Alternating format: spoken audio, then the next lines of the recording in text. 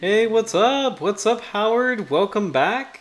Welcome back. I'm glad to be back. Oh my gosh. Last week was kind of ridiculous, so I'm really glad that everything is fine this week and that the stream is okay. But hope you had a good weekend and good Memorial Day weekend. I hope both. I guess Canada doesn't have that holiday, but if I apologies if I'm getting that confused. In the United States, we had Memorial Day 2 weekends ago, and that was also coincidentally that Monday we had a really bad storm rolling through, so I was not able to stream The Lost Shark that night, which was really disappointing because we have a lot of cool stuff for tonight's stream. But I hope you had a good weekend, Howard, and just please let me know. If you did anything fun or special. I actually did go snorkeling. I didn't see a lot, but that was the first weekend I did snorkeling this year, which I'm really excited about. So, Canada Day, awesome, very cool. What is Canada Day celebrating? Is that like Independence Day in America, or is it different? And I think you or Roy may have told me this last year too, and I apologize for. I might be confusing the holidays, but awesome. It sounds like that that's like a solid day off. So that's awesome if it's a long weekend. And also, Howard, thank you so much for this drawing of the small eye hammerhead, Sphyrina tudes. So I really love the attention to detail on the gold coloration, and also you capture that beautiful scalloped. Cephalofoil look, just like its larger cousins, the scalloped hammerhead. I really appreciate this catfish as well, the primary prey of the small eye hammerhead, also known as the golden hammerhead. And I love that detail of using the same colors because, as we discussed on the small eye hammerhead stream, part of the small eye hammerhead's coloration comes from its prey items, the catfish, and I believe it was another kind of shrimp that has this carotenoids, the carotenoid pigment, which colors their skin yellow and also or yellow gold, and also colors the hammerhead skin yellow gold. So really cool detail. Really appreciate that in this drawing. So this looks super cool. Love the catfish in the foreground and then the shark kind of chasing after it from behind. So thank you so much for sending this over. This is awesome. I really appreciate that. Here we go. It's a general celebration of our Confederation. Very cool. So, awesome. Yeah, Independence Day is coming up, I guess within a month for us. And then Memorial Day was last Monday. So, and it was funny, we got back so you might have noticed this new studio setup. I'm kind of bouncing between two studios. So we got back to this new studio setup, and I'll explain more about that, I think, later this year. But we got to this new studio setup on time. We got here around 6, and so I set up everything for the Lost Shark stream, including some special conservation stuff, like conservation tidbits on Raider conservation conversation. And then power 7:30. So I was really happy that YouTube does have this community feature. I think that's Howard. Actually, you saw that in the comment. And thank you. I'm really seeing it. But I really appreciate YouTube has this new community feature where you can go. I love that. Usually go for a ride where I have a Canadian flag on it. Awesome. By the way, the Canadian flag, I'm not just saying this to be nice, that's actually an awesome looking flag. I don't know if you have ever seen Hello Internet or CGP Grey, it's really CGP Grey or Hello Internet. Hello Internet is now a defunct podcast, but it's my favorite podcast. It was running from 2014 to I think it started going away during COVID, so 2020, so 2014 to 2020. But one of the co-hosts was CGP Grey, still very active, awesome YouTuber, but they would always talk about flags and flag design.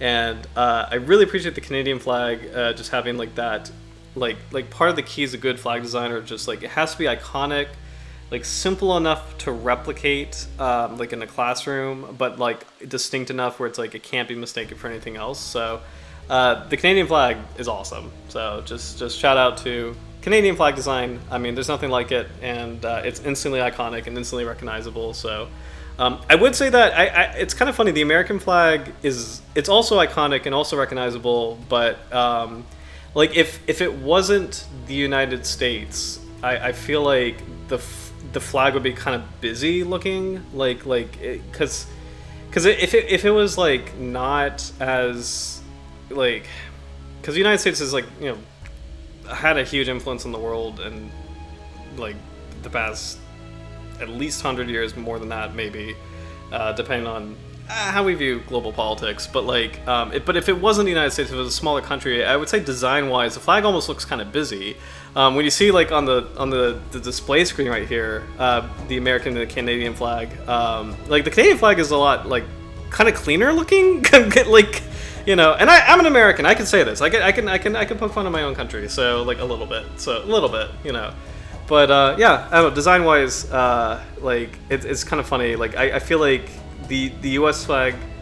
Oh, that's true. I like the fact that the U.S. flag has changed over the years. That's a good point. Because the original one was like a circle of stars, like the 13 stars, and then the 13 stripes. And then as it's changed, it's I think there was a diamond pattern version of it, of the stars.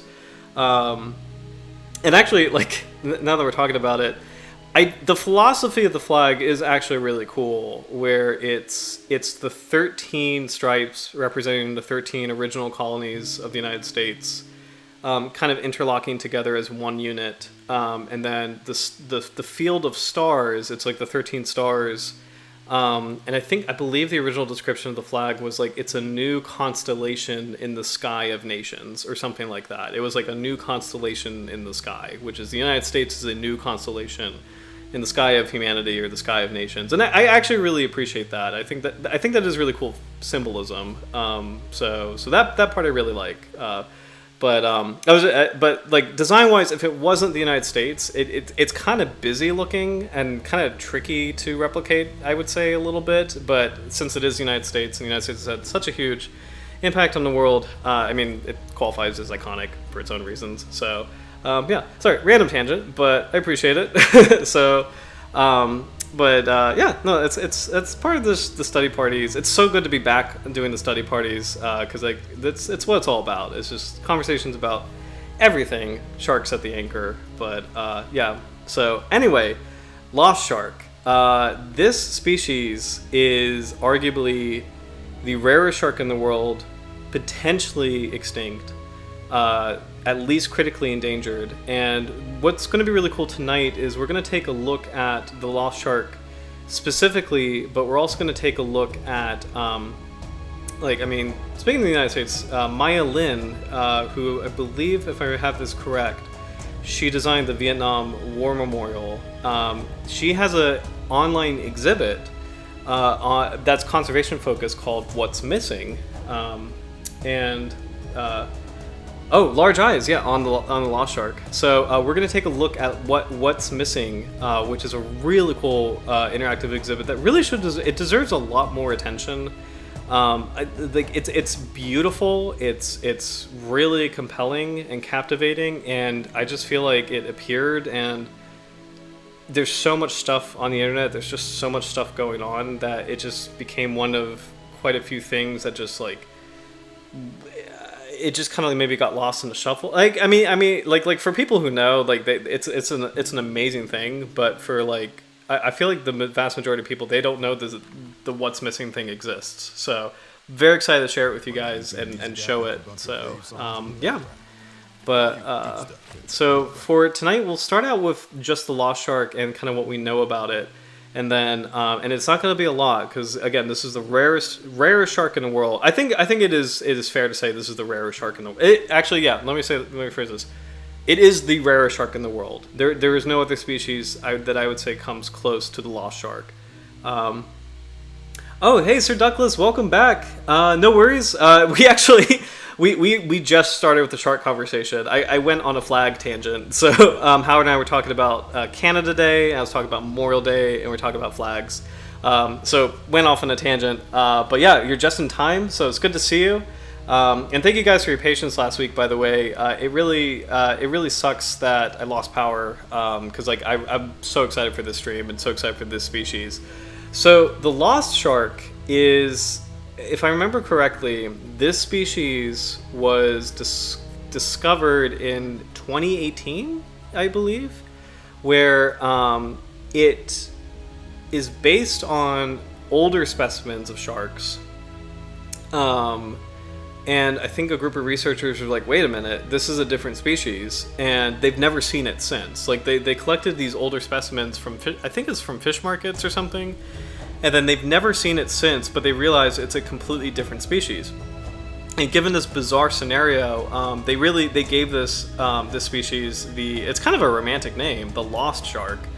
They gave it that name just kind of as an homage to, like, we had no idea this existed and only retroactively realized it's a completely different species, and we don't know if it exists anymore. So it's really cool. It's kind of like a legendary shark, if you will, because it's a good modern mystery as far as today goes, because I'm not going to sugarcoat it. This could be the first extinct shark in modern times. It could be extinct. This one is it has not been officially called yet. There are no extinct sharks as of today. As of June 3rd, 2024, there are no officially extinct sharks in the Anthropocene. So no extinct modern sharks. Of course we have all the fossil sharks, but we're talking about sharks that have gone extinct in the face of human pressure. And there's no record of that so far. This one is kind of on the border. It's a critically endangered species, and I think the scientific community is kind of waiting for like a set amount of time to call it, where it's like it's either so rare that it's evading human detection, or it is gone. And it's kind of hard to make that call. It's kind of hard to make that decision right now, which is really fascinating. Like, it's sad, but it's also kind of fascinating that, it's such a unique position as far as like sharks go, where this is the only one where we're like, we have no idea. Is it still here, or is it like gone? So we're going to dive into that more tonight. So so the scientists were lost then. Actually, I mean, it was kind of funny. Is like, I guess so, potentially. And how I bet there are, though. I hate to say it, but you might be right. You might be right that there are other species that have gone extinct, like in maybe heavily fished parts of the world, or maybe have very small populations. So it's going to be interesting. It's going to be interesting to see as we kind of learn more about the species, and as we continue through time. It's going to be interesting to see if any other species kind of pop up in this lost shark scenario, where after analysis of like fish markets or places in the world that are just not really readily accessible, we realize, oh my gosh, we're missing a species. So. And that's an interesting point. That's probably one of the biggest things I've learned doing the stream with you guys, because we're a little over a year in now, and I've been really pleasantly surprised to realize that there's actually still so many gaps in shark research and so much information that we could learn. And there's still so many places that are just kind of like they're not the most well researched, like places in South America or like in the Indo-Pacific that are just like not as readily accessible as like the American Atlantic coastline or the Australian coastline. So yeah, I'm excited to learn more about the species. So let's dive in.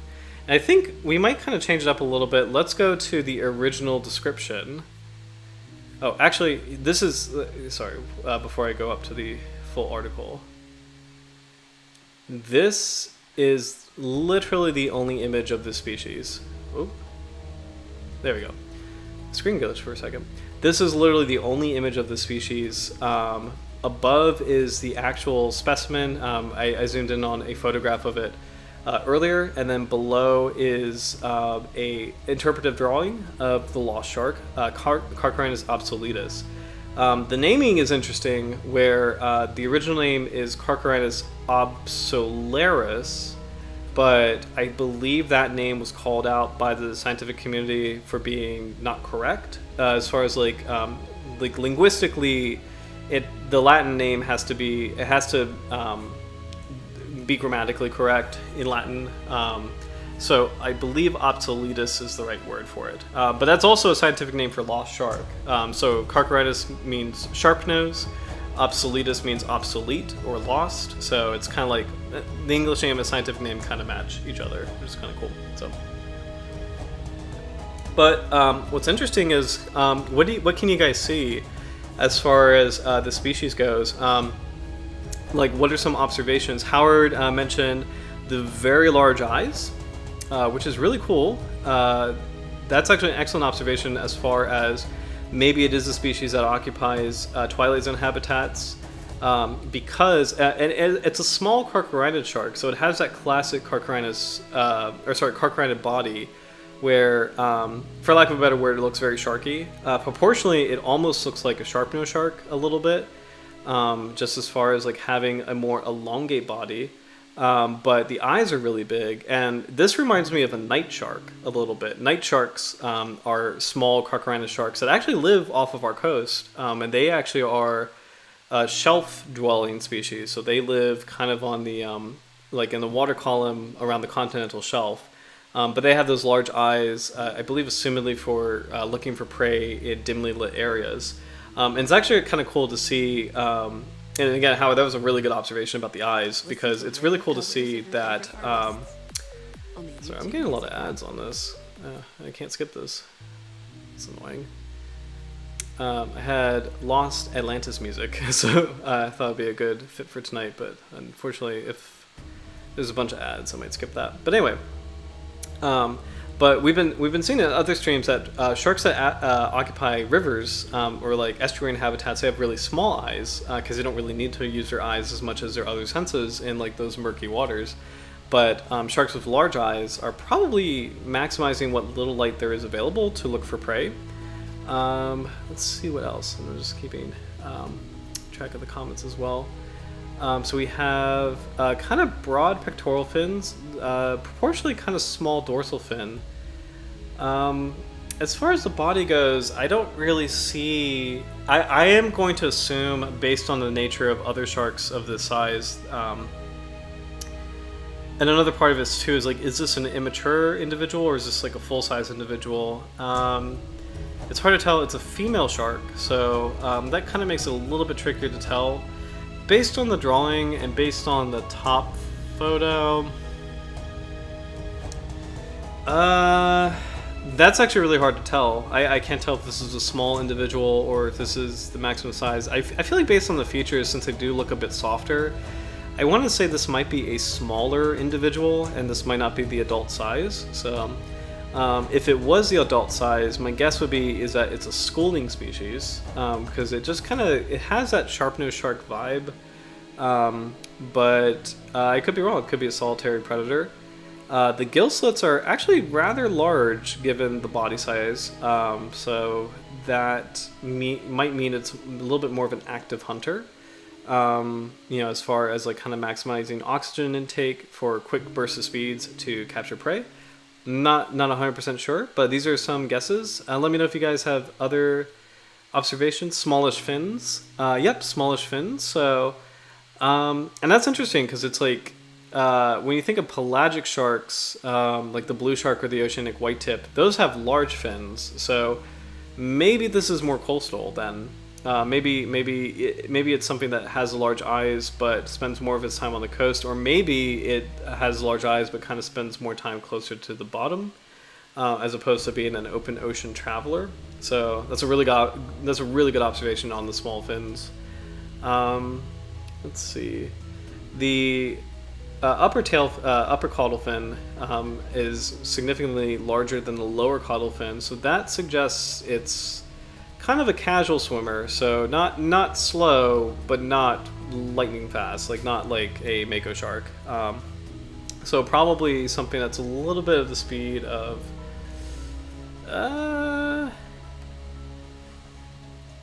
I'm trying to think of like what that fin reminds me of, because I feel like bull shark and sandbar shark fins are a bit larger. They're a little bit more. The lower caudal fin is a little bit more robust. So this is probably like a bit of a slower species, a little bit more casual species. So, but let's see. Any more guesses based on the body type? So, as far as what this shark does.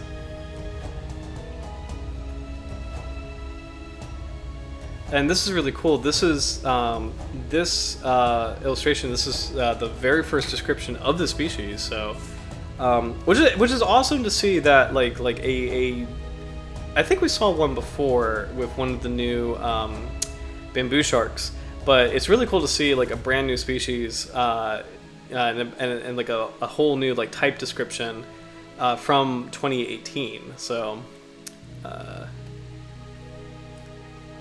Let's see. So let's check out.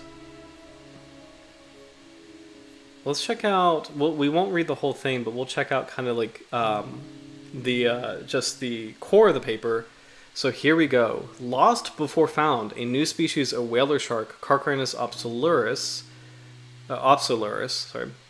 from the western central Pacific, known only from historic records. This is really, really interesting species. William T. White, Peter M. Kine, and Mark Harris. So here we go. Carcharhinus obsoletus is described based on 3 specimens from Borneo, Thailand, and Vietnam in the western central Pacific. It belongs to the porosus subgroup, which is characterized by having a second dorsal fin insertion opposite the anal fin midbase. Porosus. Carcharhinus porosus. So that's the small tail shark, I think. Yeah, Carcharhinus porosus is a small tail shark. Okay, interesting. It most closely resembles Carcharhinus borneensis, but differs in tooth morphology and a number of morphologic characters, including lack of enlarged hyomandibular pores, which are diagnostic of Carcharhinus borneensis. The historic range of Carcharhinus obsoletus is under intense fishing pressure, and this species has not been recorded anywhere in over 80 years. So I didn't realize it was that long. That's really terrifying, actually. There's an urgent need to assess its extinction risk status for the IUCN Red List of Threatened Species. With so few known records, there is a possibility that Carcharhinus obsoletus has been lost from the marine environment before any understanding could be gained of its full historic distribution, biology, ecosystem role, and importance in local fisheries. So yeah. This is the first time we've ever seen a shark like this, where it could be gone, and looks like this paper was actually published in 2019, so interesting. I'm going to just scan through the rest of this. Let's see.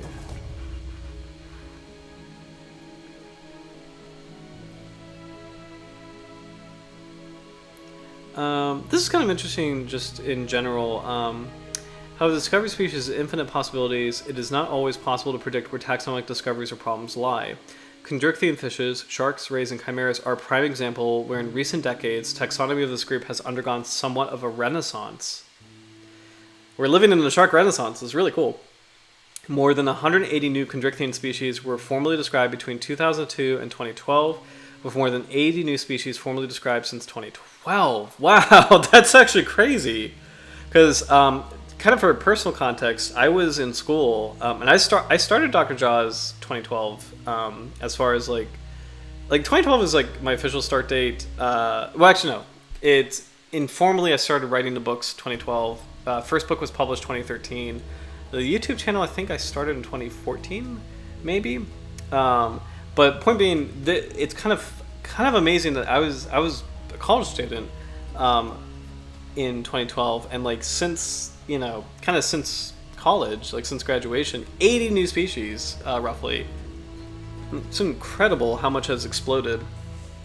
And it's actually, I really like the idea of the shark renaissance. You know what? I wonder if I could make a shark renaissance. I might make a shark renaissance banner for our next stream, because like that actually sounds awesome. We are living in the shark renaissance. But anyway, note to self, I gotta do that. More than 80 new species formally described since 2012. Thus, more than 20% of the extant species of sharks and rays have been described since 2002. The discovery of species new to science are made in a number of ways, ranging from exploration into deeper waters and more remote locations, to detailed taxonomic revisions of specific groups yielding higher diversity than previously thought.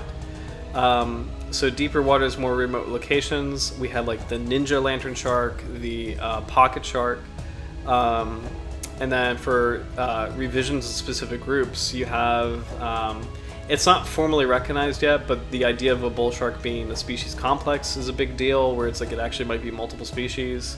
Or a good one is the pike dogfish versus the Pacific spiny dogfish. Those were once considered one species, they're actually split into two. And we've seen a couple of examples of that on the stream too. Add to this rapidly growing areas of genetics, which in recent years have provided a useful tool for taxonomists and enabled the far more rapid identification of potential species complexes and cryptic species. So, Carolina hammerhead versus scalped hammerhead, very good example of that. Let's see. We'll kind of scan through this. The whaler sharks, family Carcharhinidae, are one of the most economically important groups of sharks in fisheries globally, particularly in tropical regions, in commercial and small-scale coastal fisheries. Thus, it is imperative to have a strong taxonomic foundation from which to work from, both in terms of conservation efforts and also fisheries management. The most specious genus is Carcharhinus, which consists of 35 of the 57 Carcharhinid species. In general, the taxonomy of this genus has been relatively stable, with only 11 species described since 1905. With all but one described before 1986. One exception is the Dussumiari Sealy group, where recent taxonomic investigation resulted in the description of new species, Carcharhinus humani, and the resurrection of two species previously not considered valid, Carcharhinus cotesi and Carcharhinus shujat. Okay, I actually don't know what those are. Another species was also recently resurrected, Carcharhinus cordale, or Caudale, which was previously considered synonymous with Carcharhinus porosus. So humani I've heard of, but and I think I've heard of cotesi before, but Carcharhinus jujat and Carcharhinus cordale, never heard of those. So it's really cool how rapidly these are coming to light. Let's see. One species which has remained unresolved is the Carcharhinus species first listed in these references and subsequently as Carcharhinus species in these as species A, initially based on a single specimen from Borneo, with two additional specimens subsequently recognized from Vietnam and Thailand. These three specimens were discussed in detail by this author, whoever is the source of 19, in his excellent revision of the genus Carcharhinus. In this study, Garrick tentatively referred these specimens to Carcharhinus porosus, but noted a number of subtle morphometric differences. It was considered an undescribed species by this author, based on cranial differences and morphometrics, but without specific details provided. This Carcharhinus species A, so the lost shark used to be called Carcharhinus species A, was considered a species in question, and they provided descriptive information largely adapted from... this format is kind of strange. By the way, like they're talking about authors with these different numbers, and we'll get to these figures in a little bit. But it's kind of thrown me off reading it. I've never really seen it like that before. So these authors concluded the species should be considered a conspecific with Carcharhinus porosus from the Americas, despite the improbable distribution pattern. Recent examination of 3 specimens of Carcharhinus species A revealed that they should not be considered conspecific or Carcharhinus porosus from the Western Atlantic because they differ from it in dentition and several other morphological characters. One of the main reasons the species remained largely unresolved is that 2 of the known specimens are juveniles and a third a late-term embryo. Okay, so the drawings that we're seeing and the actual specimen that we see, it is a juvenile. So that kind of adds to confusion in terms of like trying to figure out its life history, like what it does. So those are small individuals. While examination of additional specimens, particularly adults, would be prudent, no additional specimens have been found in collections or during any of the numerous surveys conducted in its known range since it was first flagged as a potentially undescribed species. The uncertain status of this small, presumably coastal species from the heavily fished Southeast Asian region made a thorough investigation of its taxonomy a priority. Based on the results of this investigation, these 3 specimens were formally named and described as a new species, and comparisons are made with its congeners. So, very cool to see the story behind it. Oh, thank you, Howard. Yeah, I thought it looked small. Like as far as we'll zoom forward to this. I thought it looked like a small individual, but it's so hard to tell. But the rounded features is what kind of suggested, like just based on the appearance alone, that it might be a juvenile. So it's nice to see that they confirmed that. So we won't read the whole meuristics or morphometrics because that just gets into the nitty gritty and it's a little too much for the stream. But for future, if anybody wants to read this on their own, this is called "Lost Before Found: A New Species of Whaler Shark, Carcharhinus obsoletus, from the Western Central Pacific, known only from historic records." It's publicly available on PLOS ONE, and it's from 2019. So let's see.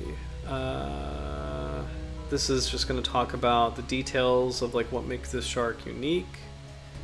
But I did see a couple of figures that kind of help with that as well. So we'll kind of skip the details. So again, here is the lateral view. This is 43 centimeters, so a really small juvenile shark, juvenile female.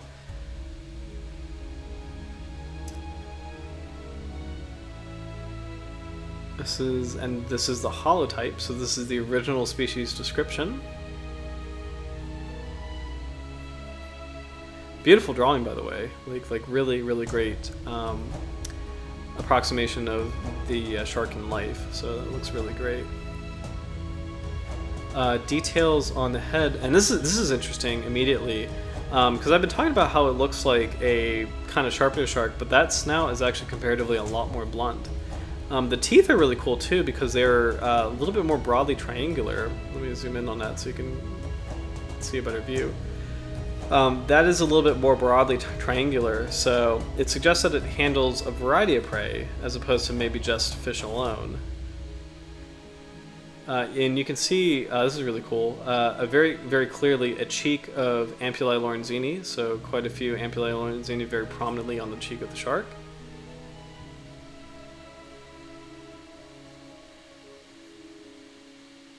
Okay. These are just photographs of subtle details that make this species unique. Meckel's cartilage is the lower jaw, the cartilage at the, the trailing end of the lower jaw, or the posterior end of the lower jaw, if I'm saying this correctly. So, this is a really cool x-ray, by the way, because you can kind of see it here. These are the teeth.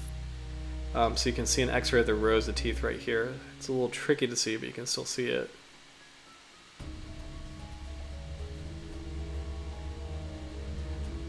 Beautiful teeth here. Is this the embryo? Paratite. Because these teeth look so small. Yeah, this is 1 millimeter, so this could be the embryo shark.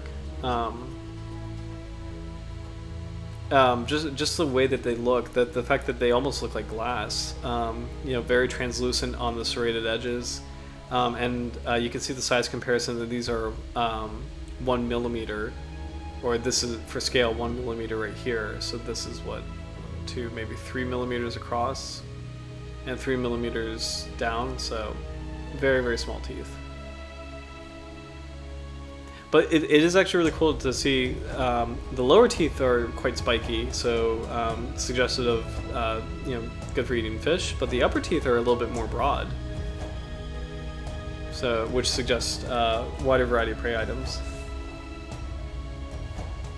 Oh, Howard, interesting. Some juveniles have a disproportionately larger eye. Interesting. And yeah, the drawing is excellent. I definitely agree. It's a really, really good drawing. Sharks are hard. I mean, sharks are. I mean, I like you know, it's really cool that you've been creating art for the stream for over a year now, and like. I'm sure you know from firsthand experience, like, they're hard to get. Like sharks are really, really hard to draw as far as like getting the proportions right and trying to make the species distinct. Like there's a lot of subtle details. Out of curiosity, if you don't mind me putting you on the spot, Howard, are there particular things that like what would you say are like some of the hard like challenges of drawing different species, and then you know, what are some things that like you're especially excited about as far as covering different species? And sorry for the background noise. I can't stand these ads. Make the all-electric Cadillac Lyric all yours. There. Let me mute that because we do not need that right now. I like the music, but hate the ads. And there we go.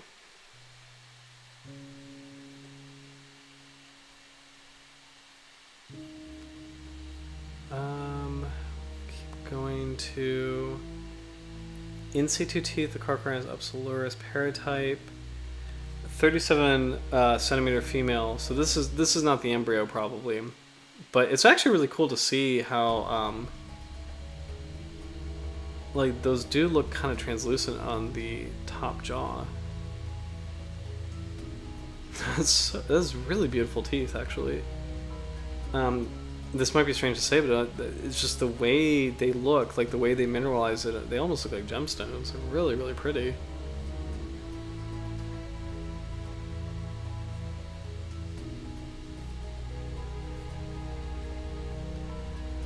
Oh, this is excellent. This is an X-ray or digital radiograph of the head of Carcharhinus obsoletus. So this is the same female individual.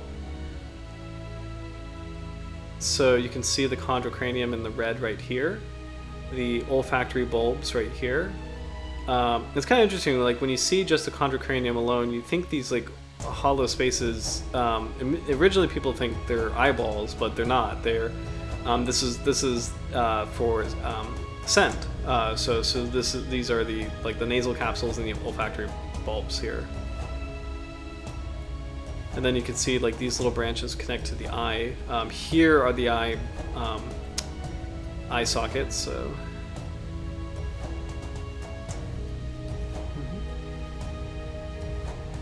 really cool view of the multiple rows of teeth.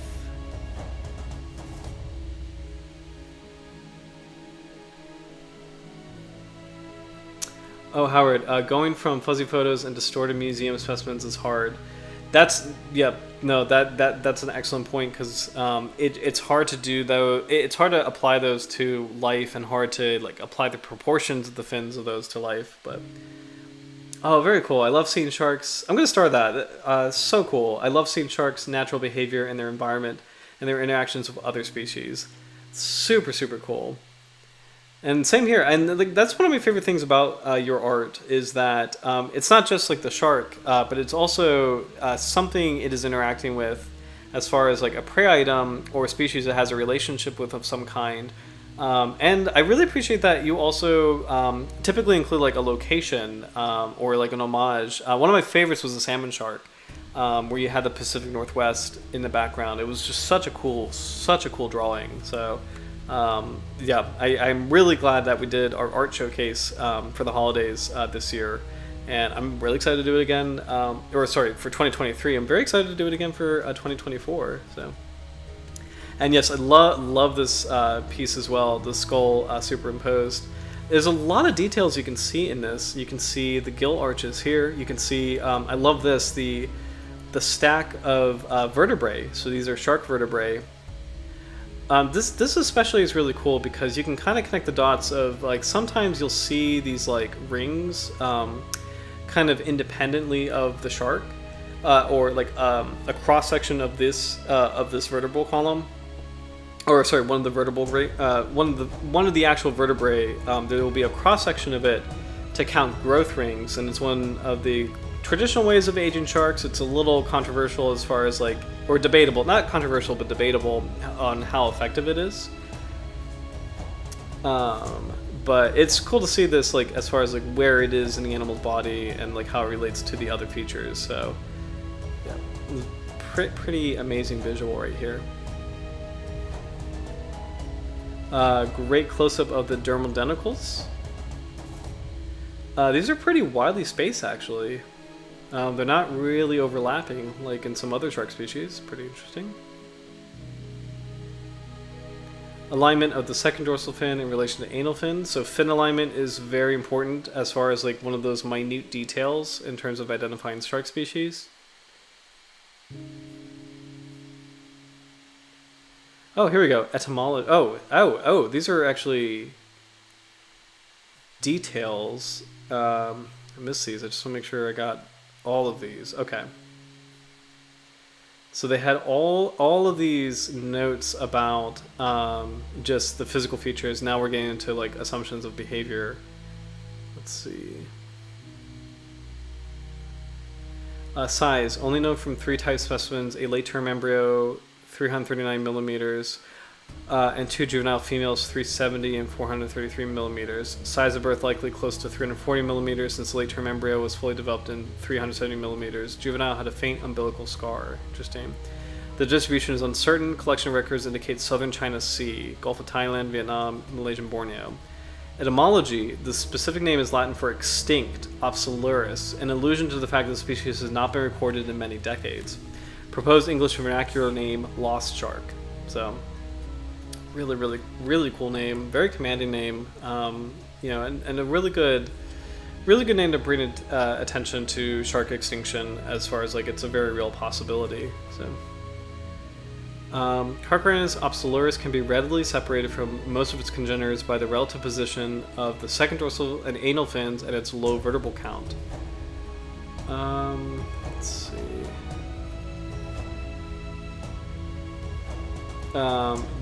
So the relative position of the second dorsal fin and anal fin do not vary ontogenetically based on other closely related species. Thus, this character is considered a key character for separating these taxa. So very interesting. So the position of the second dorsal and anal fin is the thing, one of the key characteristics for distinguishing the lost shark from other shark species. So interesting. The new species is one of the lowest vertebral counts within the genus. Let's see.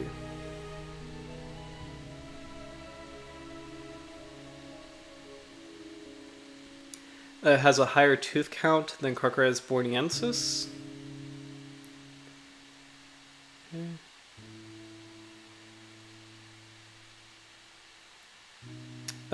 Different kinds of teeth than Carcharhinus porosus, so they have shorter cusps, somewhat linear basal structures, and more elongated cusps. Versus more elongated cusps. So there's differences between Carcharhinus porosus is a small tail shark, so there's differences between the lost sharks and the small tail shark's teeth. Oh, here we go. Okay, so these are 3 different species.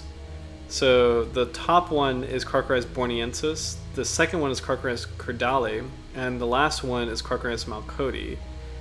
This is actually really cool. So borneensis has recurved teeth with multiple cusplets.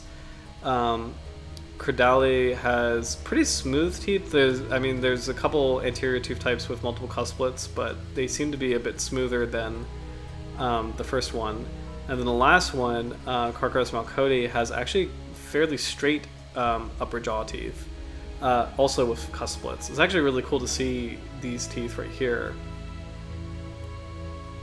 because those are actually very large cusplets, like very large. And this one even has a couple serrations here. This one has serrations as well. The top one has serrations. So these are the 3 sharks that are most similar to the lost shark, but they're not the same. The lost shark still has different kinds of teeth. Same kind of comparison. Here are the lower teeth. You can definitely see a little bit of a difference. The middle one has like kind of more longer, more narrow teeth than the other two. This one has kind of more like peg-like teeth than the top two. The top two a little bit more smooth, so very cool. Another subtle detail is like the positioning of the jaw. They don't have the lost shark here, but they're talking about Meckel's cartilage again, so kind of like what this shape it looks like. So a lot of subtle details. All right, conservation implications. This is going to be really interesting. Carcharhinus obsoletus has not been collected or identified in the field since 1934. Extensive fish market surveys conducted during the past 2 decades have found no recent specimens of the species. It was not recorded in surveys and conducted in fishes around Borneo, including in Baram, where one of the paratypes was collected, or during market surveys in areas adjacent to its range, including Indonesia and the Philippines. With a lack of contemporary records of the lost shark is of great concern for its conservation status, there's a possibility that further specimens are identified in the future. The rediscovery of Carcharhinus borneensis in 2004 in Sarawak, Borneo, demonstrates that lost marine species may be still extant despite a long absence of records. That species has not been recorded since 1937. So there's a little bit of hope here. The lack of records restricts an accurate assessment of life history parameters and habitat requirements of Carcharhinus obsoletus. Species of the Carcharhinus subgroup are relatively small-bodied, but available biological data implies limited productivity. So Carcharhinus, if I remember correctly, is an endangered species. In the American Atlantic, it is not doing so well compared to other sharks. Carcharhinus reaches sexual maturity at 6 years, with longevity of 12 years, and a slow growth rate. Litter size of the species ranges 2 to 9, so gestation period of about 1 year. Similarly, a gravid female of Carcharhinus contains 6 pups and also gets limited fecundity. Species of the Carcharhinus subgroup generally occur in shallow waters, which are accessible to fisheries. I was going to say those are very high-impact areas. The areas from which the Carcharhinus obsoletus are collected, like Thailand, Vietnam, and Borneo, are subject to intense, largely unregulated coastal fisheries. The combination of limited biological productivity and occurrence of shallow coastal habitats exposed to intense fishing elevates extinction risk for this group, including Carcharhinus obsoletus. So, it's interesting. It's not looking good for the species, but I really appreciate that note that the very similar Carcharhinus borneensis was rediscovered in 2004. So, oh, hey, Sir Douglas. Sorry. Why is fin alignment important? So, it's a subtle character that helps distinguish shark species. So, I'm trying to think of a good example. The dusky shark is the classic example. Let's see. I'm just going to pull that up really quick. Okay. This website's awesome, sharkreferences.com. The search engine's a little buggy, but everything else works beautifully on this website. Oh yeah, Carcharhinus obscurus. Alright, I wonder if this will show... Okay, there we go. Okay, so this is the classic example of why fin alignment is really important.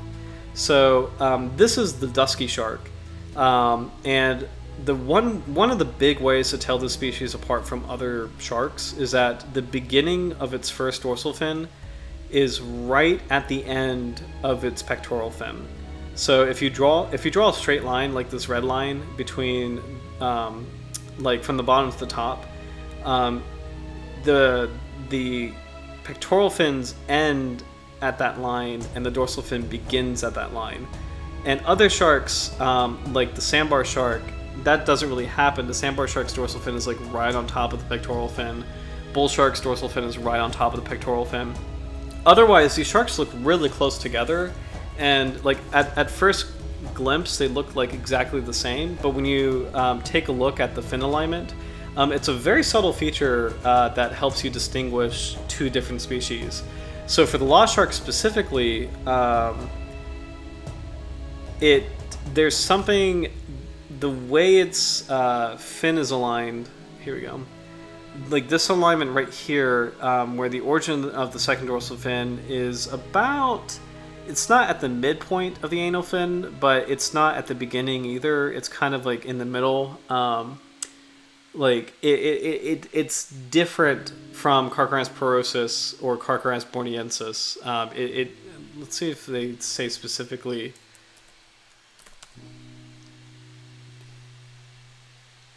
We'll do anal fin. Okay.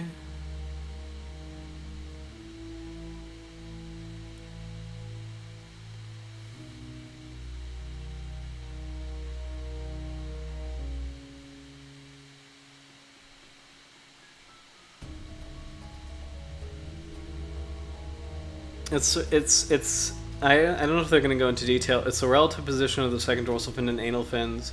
It makes it different from the small tail shark and then the other ones, which I don't know their common names, so Carcharhinus borneensis, Carcharhinus cordale, Carcharhinus malcodii, and Carcharhinus porosus. So, oh, there we go.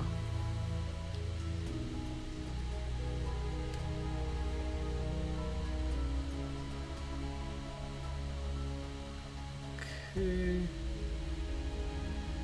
The remaining Carcharhinus in this genus have the origin of the second dorsal fin either level with or anterior to the origin of the anal fin. Okay, level with or interior. Okay, so that means most of the other sharks have the second dorsal fin somewhere over here. Like it's beginning further up the body.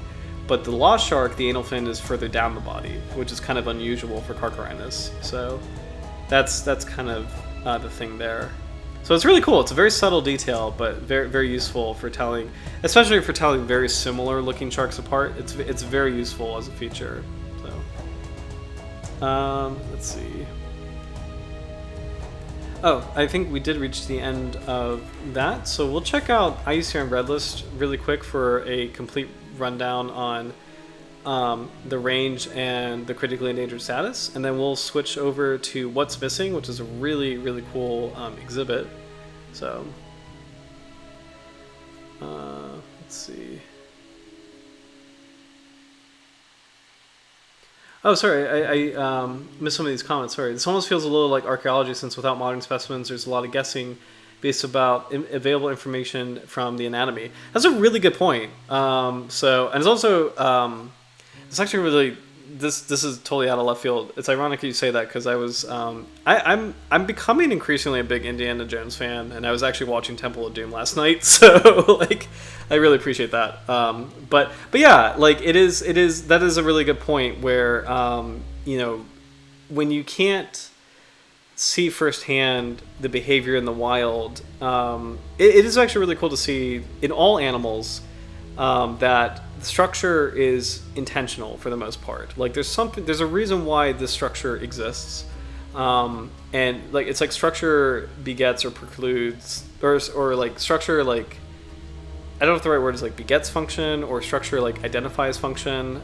There's a reason why certain features exist. There's a reason why certain features are optimal for the environment, or kind of like, you know, have survived evolutionary pressure.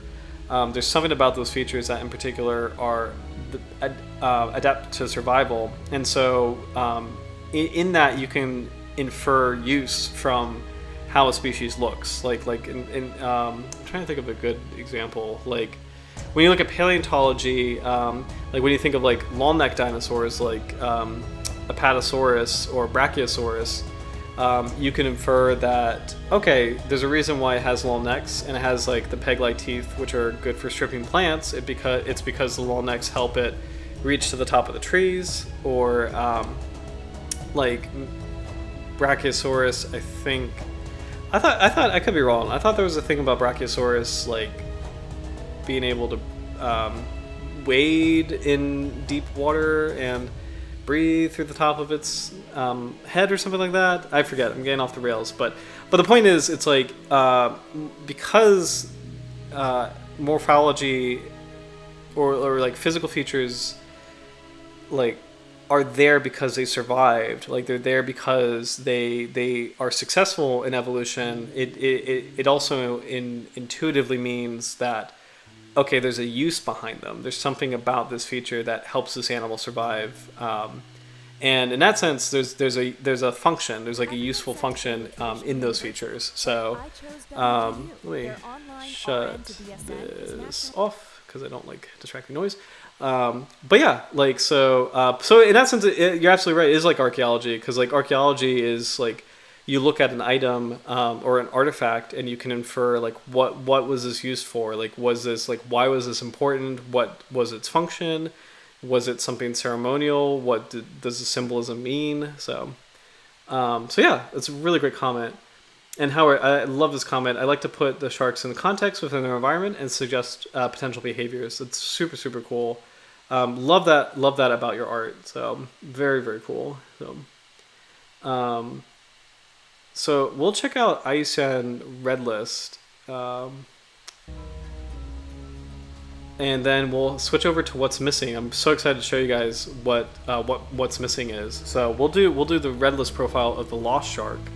And also, speaking of archaeology, I mean, it's like this is the archaeology shark, like the lost shark. You know, just I mean, it's sad. I don't want to romanticize like the idea that like it actually could be extinct, but at the same time, you know, it is a very unique species as far as like it's kind of cool to think that there is a shark that kind of emulates like there's something very alluring about the lost world, like a lost city, the lost civilization. Like there's something about it that is like interesting or compelling, I think is the right word. So but yeah, notice on the IUCN Red List it's called Carcharhinus obsoletus. So this was successfully corrected. In that other paper they refer to it as obsolurus, but they changed it to obsoletus because that's the correct name. The IUCN Red List currently, as of today, so June 3rd, 2024, critically endangered. There is an assessment of 0 to 49 mature individuals in the wild. So this gets kind of tricky because I'm not really sure where that comes from. So let's see, we'll check that out in population in detail. This range, these are all possibly extinct locations. So these are the 3 areas where the 3 specimens came from. But again, they're listed as possibly extinct. So let's check out population in detail really quick. So here we go. Intensive fisheries began more than a century ago in the South China Sea region and is one of the most heavily fished and poorly monitored regions in the world. Consequently, most target fisheries of production medium-sized teleos fishes were overfished by the 1960s, and populations of larger sharks and rays collapsed and disappeared long before systematic catch documentation. For example, industrial trawl fisheries were introduced to the Gulf of Thailand in the 1960s, and thereafter a rapid buildup effort occurred due to initially large catches, followed by the 1973 fuel crisis, which forced vessels to return to their local waters in the Gulf of Thailand. This led to a rapid decline in catch per unit effort from 300 kilograms per hour of trawling in 1961 to 50 kilograms per hour in the 1980s and 20 to 30 kilograms per hour in the 1990s. By the 1970s, large finfish, sharks, and skates have been fished down, resulting in a 60% decline from the first 5 years of industrialized trawl fishing in the Gulf of Thailand. Although landings data are not a direct measure of abundance, that's a really important point. These can be used to infer population reduction where landings have decreased while fishing effort has remained stable or increased. These declines are equivalent to a population reduction of 83% between 1960 and 1980, and an overall 92% decline over 1960-1990 for a 3-generation length of 27 years. Despite the lack of species-specific data, landings data from 1998 to 2018 are available for all combined shark species from the Gulf of Thailand. These showed an 86% reduction over 16 years from 2003 to 2018. Catches rose steadily from 1998 to a peak catch of 9,000 tons in 2003, followed by a steady decline in catches to 1,200 tons in 2018.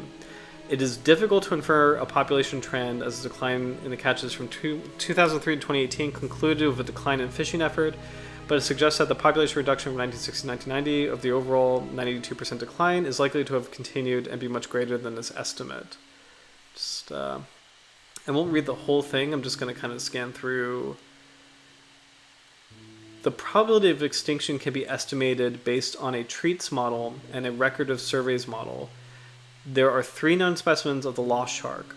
The holotype was a 43 centimeter female from Bangkok, Thailand, with no information on collection date or collector, and the 2 paratypes were from Baram Sarawak, Malaysian Borneo, collected in 1897, and from Ho Chi Minh City, Vietnam, collected in 1934. The last known record of the lost shark was of the specimen collected in 1934. There is extensive potential for passive surveying resulting from the daily sampling of fish assemblages through routine fishing activities, with thousands to millions of individuals processed at landing sites throughout the region on a daily basis. We conservatively estimate that the fraction of habitat passively surveyed each year is 0.15, minimum 0.1 to maximum 0.3. This species is a newly described requiem shark, which are notoriously difficult to identify except by experienced observers. So, kind of a sidebar, this is another reason why that whole anal fin thing, like the dorsal fin, anal fin relation, is very important. Because being able to kind of notice that detail allows people who might be handling the shark to understand what species they're handling. Further, this species was only taxonomically described in 2019 and hence will not have appeared in historic species lists. Ooh, that's a really good point. And have been sought after by scientists. Hence, we assume a very low probability that the species will be recorded.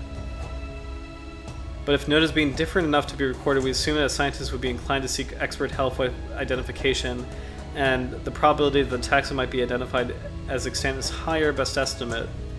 Ooh.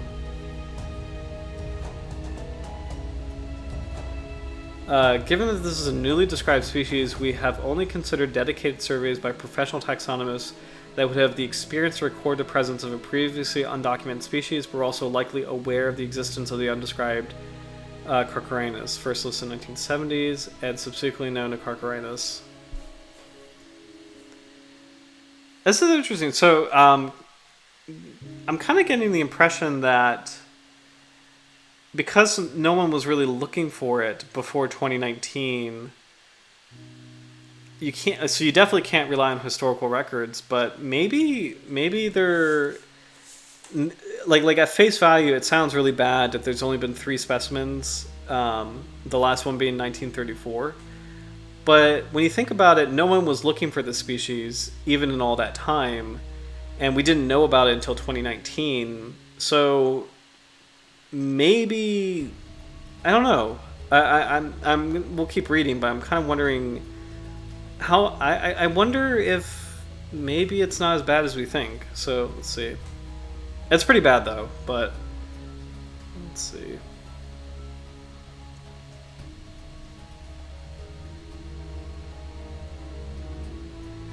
Extensive surveys of sharks and rays across Borneo, including in Baram Sarawak, where the lost shark was historically collected, failed to locate any additional records. Extensive surveys and monitoring in areas adjacent to the historic range of the lost shark, including eastern Indonesia, recorded around 21,000 sharks recorded over 6 years of surveys.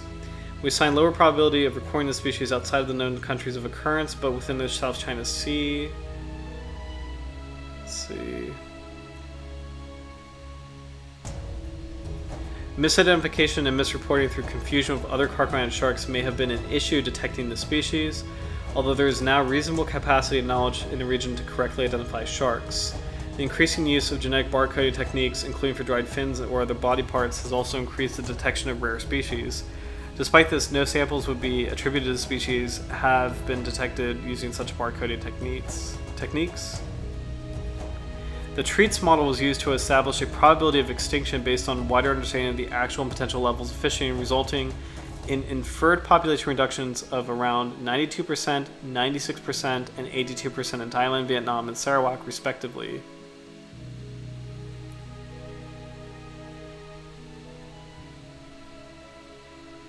The result of long duration and severity of threats in its likely range, and the chance of local extinction is very high. And the probability that threats occurred throughout its range is certain, As a consequence, the probability of extinction estimated from the treats model is 0.9, minimum 0.8 to maximum 1. So if I'm reading that correctly, there's a 90% chance it's extinct already. Or potentially 80% chance to 100% chance it's extinct.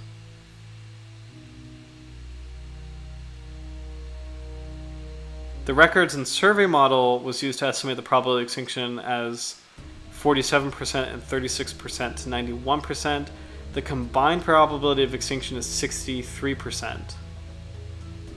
However, greater weight is given to the treat. This is really interesting, by the way. We've never really seen this level of modeling, this level of incorporating probabilities and trying to make an estimate of how likely is this extinct. So this is really fascinating. We've never really seen this before. The weighted probability of extinction is between 78% or 77 and 78%.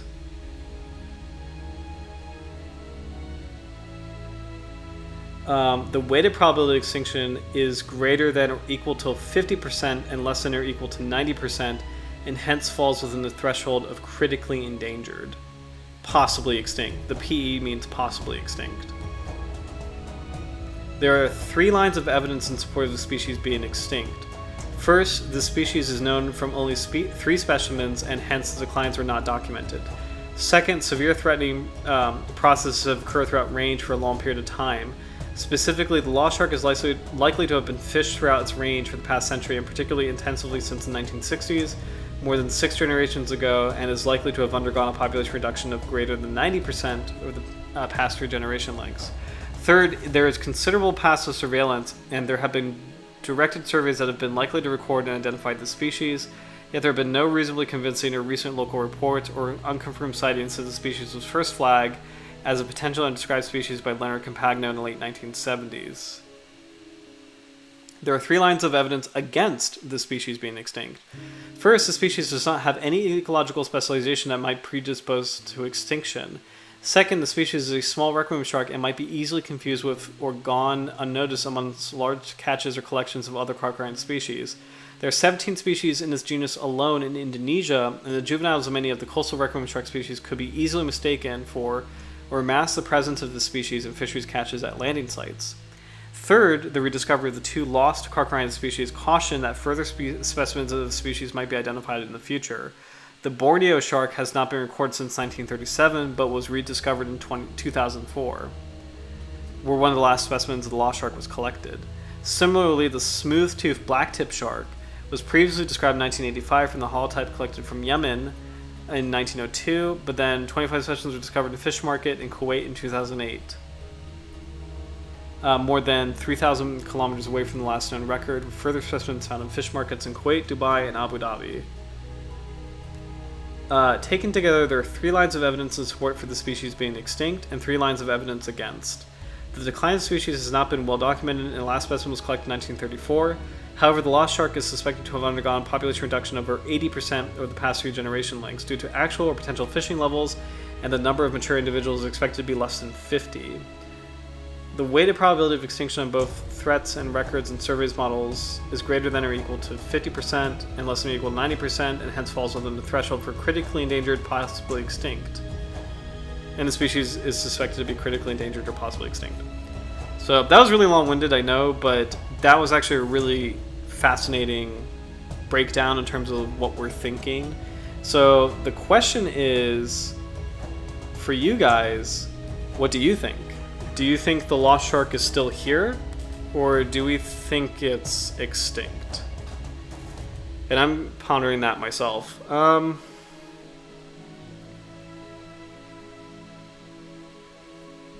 me go back up to the range, actually. And looking at the assessment information, it's probably the same thing. The 3 type specimens, it like other small requiem sharks, is probably found in shallow inshore coastal waters less than 50 meters deep, and hence is unlikely to have any depth refuge from fisheries. We talked about the 3 lines of evidence in support of it being extinct and 3 against. So I'll leave this text up.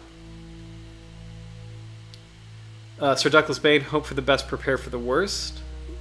It's a very, very good answer. I think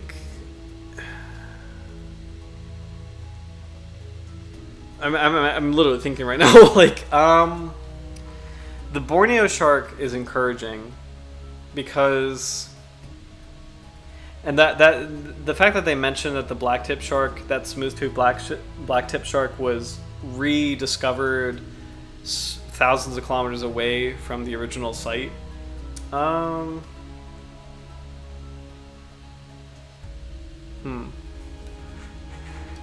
I'm gonna be honest. This is just my gut. I think it's still alive, and this is just my gut. But I'm encouraged by the landing of or the rediscovery of other small shark species in that area. It is a really heavily fished area. If down the road, like maybe 5 years from now, the species is declared extinct, I would not be surprised. I would hate that, but I given kind of what we've learned, I wouldn't be shocked by that.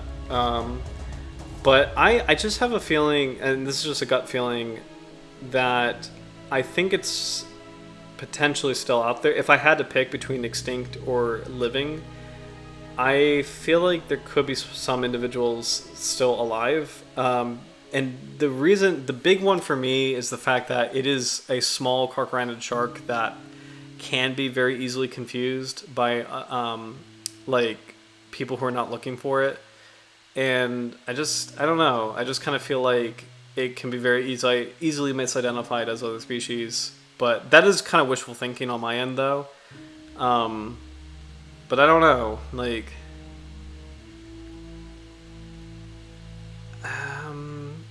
and like, I really appreciate that note too. That it doesn't have a specific habitat like a reef. Like, it's not reef bound. There's a little bit more generalization with it. But conversely, it has no refuge at depth. It lives in very shallow water at 50 meters. But another part of it, I think the kicker is, does it live in another area that it may have been sampled in Borneo and Thailand, but like, is it potentially somewhere else that's not in the original discovery area? And could it reappear in the research records in a different part of, maybe not the world, but maybe in a different part of the Indo-Pacific? And that's a really big toss-up.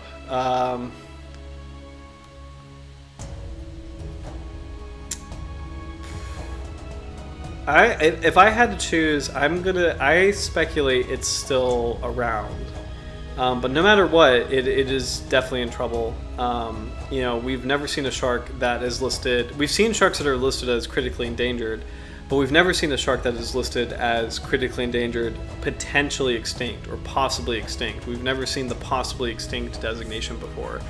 And it's really horrifying in terms of, like, it really shows that the reality is, And I really appreciate Sir Douglas Bain, your comment, because that is actually the reality is the worst can happen. Like, we actually, like, on the one hand, I really love that comment about like in that research paper that we live in a shark renaissance, we're discovering more species, and on the other hand, conversely, we're also living in an age where the risk of losing sharks is extremely high.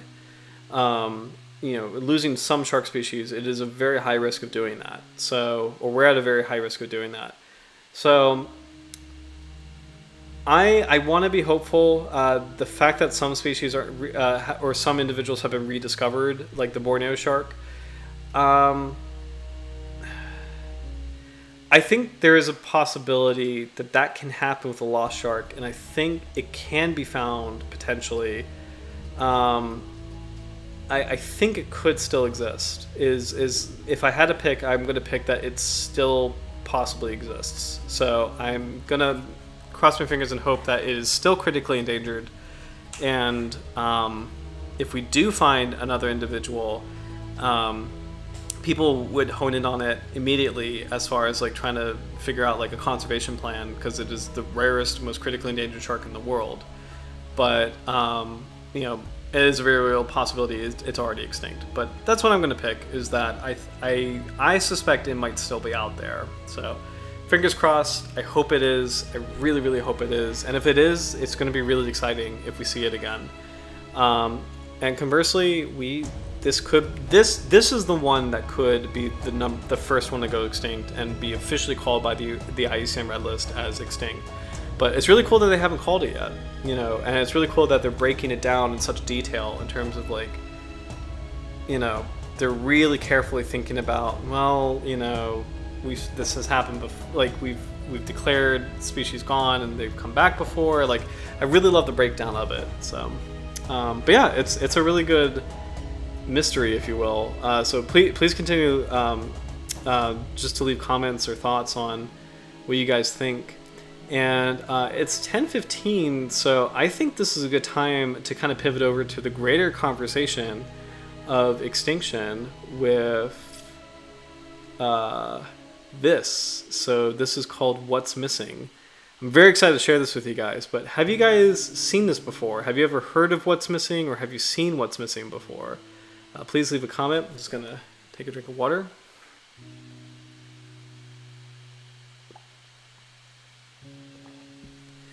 Excuse me.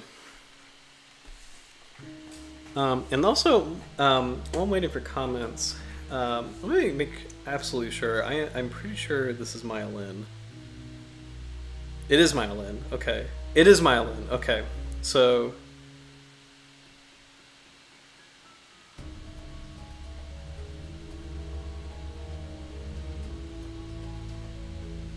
okay, there we go. So this is an online exhibit by Myelin, who is most famous for designing the Vietnam Veterans Memorial in Washington, D.C. So the iconic black, like, just kind of gouge in the earth memorial. So she's an amazing and very, very famous artist. And this particular project is accessible by everybody. And it is a beautiful kind of tapestry of like extinct or endangered species or just conservation needs around the world. So I think without further ado, we'll just dive into it. So let's go ahead and enter into What's Missing. We are witnessing the sixth mass extinction in the history of the planet. Land use change, forestry, and agriculture are the main drivers of species and habitat loss and account for nearly 25% of all climate emissions. By restoring and protecting forests, grasslands, and wetlands, and reforming agriculture and forestry practices, we can save species and help neutralize our carbon footprint. Welcome to What is Missing. Explore stories of the natural world, learn about solutions, and share a memory.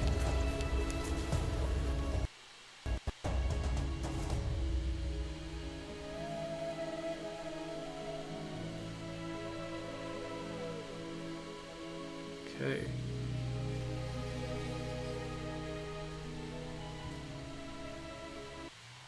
Okay, I'm going to shut the music off so that we can fully embrace this. I think we'll do explore. There we go. So this is the thing that's amazing about this exhibit, is that it has these data points from around the world, and each one connects to a specific conservation story. So let's do... there we go. And you can explore at your leisure. So I kind of want to go to... let's see. Let's go to North America, just because it's where most of us are from, as in most of us on the stream. So Douglas, by the way, are you? Because Howard, I know Howard is from like Eastern Canada. Just roughly, where are you from again? Did you say Texas one time? Did I get that right? And I apologize if I did not. And I'm gonna, how do I zoom in on this? Oh, actually, we'll click on this. This one's really important. This is actually, here we go. So I clicked on one kind of near my part of the world.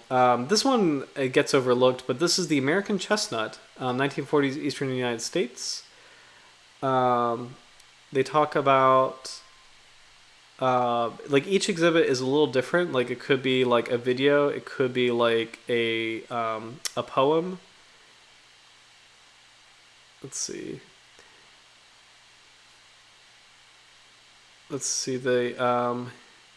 The bite that all but wiped out the American chestnut began in the 19th century with the importation of chestnut trees from Asia, Castanea mollissima, which carried a disease. By the 1940s, over 3.5 billion trees were dead from the disease, decimating the complex ecology of the Appalachian forest, where the American chestnut was once a keystone species.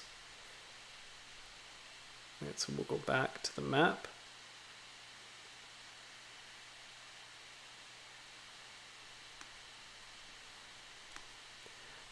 Oh, and actually, let me go ahead and put this in the chat because this is amazing. So you guys should have done that before. There you go.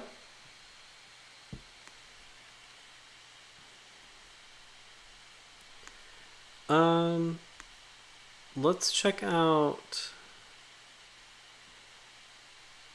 I do want to check out Canada. Explore.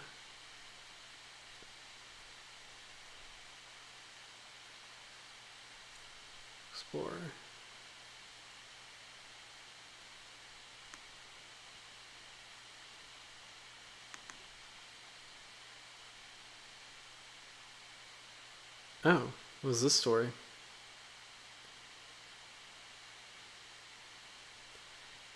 People of the waters that are never still, the Hudson River.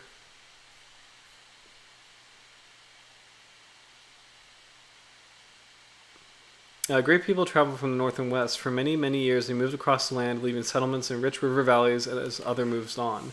Reaching the eastern edge of the country, some of these people settled on the river later renamed the Delaware. Others moved north and settled in the valley of a river where the waters like those in the original homeland were never still. They named this river Machicannatuck and called themselves the Mahiconiok, the people of the waters that are never still.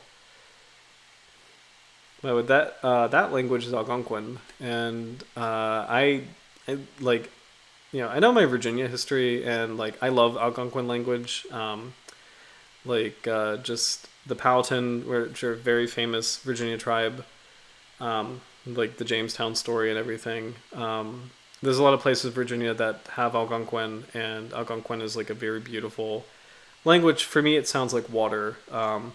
Like when you think of like words like Rappahannock or Makatawayawa or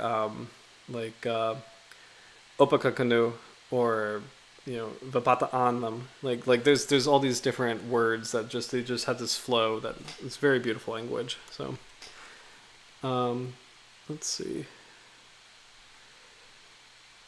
But here's like a legacy of the sturgeon, the Atlantic sturgeon, which this one is from 22. It's actually really cool to see that this is, or 2022. This is actually really cool to see that this exhibit is still being updated. And please let me know if there's a location you want to see. The world's failure to safeguard sturgeon species is an indictment of governments across the globe who are failing to sustainably manage their rivers and live up to the commitments to conserve these iconic fish and halt the global loss of nature. These shocking but sadly not surprising assessments mean that sturgeon retain their unwanted title as the world's most threatened group of species. Fascinating. Sturgeon are really big in the Chesapeake Bay region as well. It's like I always kind of call it the magical wish fish, as far as like, it's such a rare. I've never seen one. I've never ever seen one. It is such a rare thing and you're very, very lucky to find one. For Yakama Nation, saving the river means saving sturgeon. They seem ancient, like you're looking at that history. They're like elders. Our natural resources are sacred to us. It's help us. It's up to us to oversee them. We're still here and still doing this work. These animals, these fish, they give their lives to sustain us. It's our responsibility to protect them. It's very beautiful.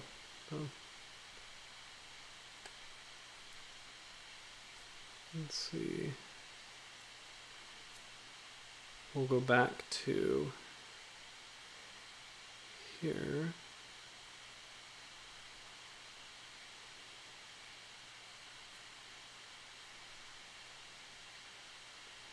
Some videos. Eastern elk. Let's do, yeah. Red knot and horseshoe crabs. The common loon.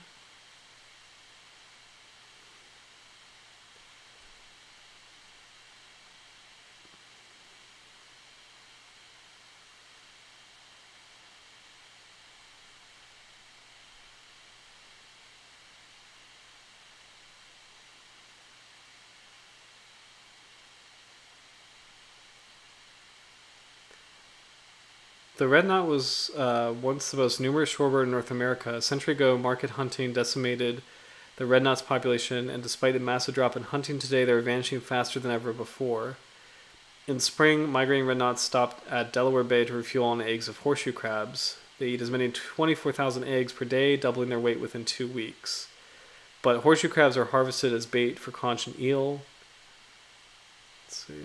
Since the 1990s, or overharvesting of horseshoe crabs has caused the supply of eggs to plummet, and red knot numbers in Delaware Bay have declined from a high of more than 100,000 birds in the 1980s to fewer than 15,000 today. If overharvesting continues, the red knot may become extinct as early as 2010. So it's sad, but it's also, this is a very beautiful exhibit. Let's see if we can find a shark video. Seaside sparrows, very famous Florida case. Ivory-billed woodpecker. Do humpback whales.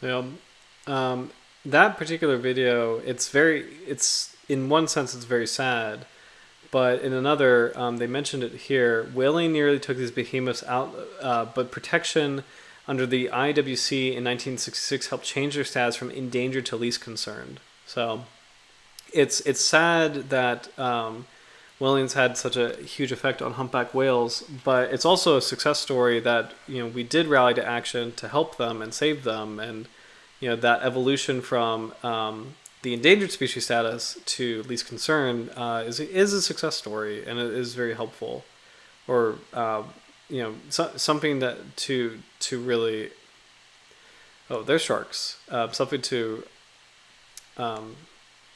cherish.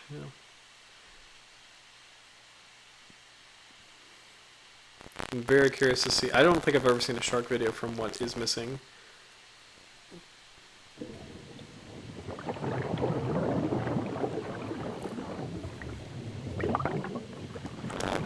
Vaguely, I think I could see oceanic white tips, and I wonder if this is deliberately fuzzy, but kind of based on the outline, it looks like oceanic. I'm sorry, white tip reef sharks. I screw that up. White tip reef sharks.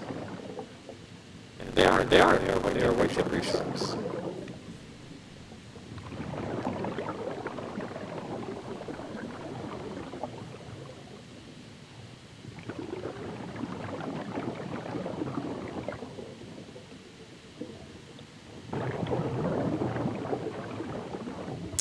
That's a big thing.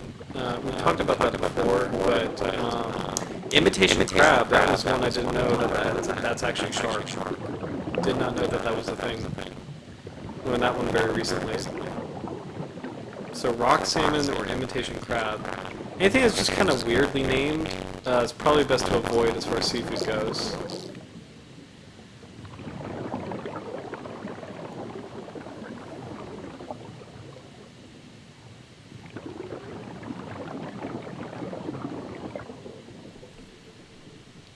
Yeah, one thing I love about this particular website is it's very poetic in style, but also it's nostalgic. I don't know if anyone has seen the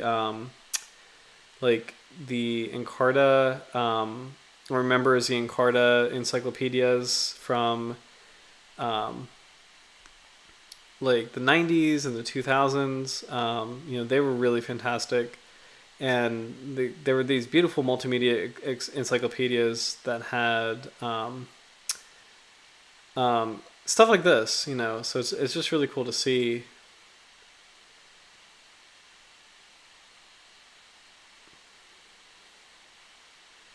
Kind of looking for more shark stuff because it covers so many things.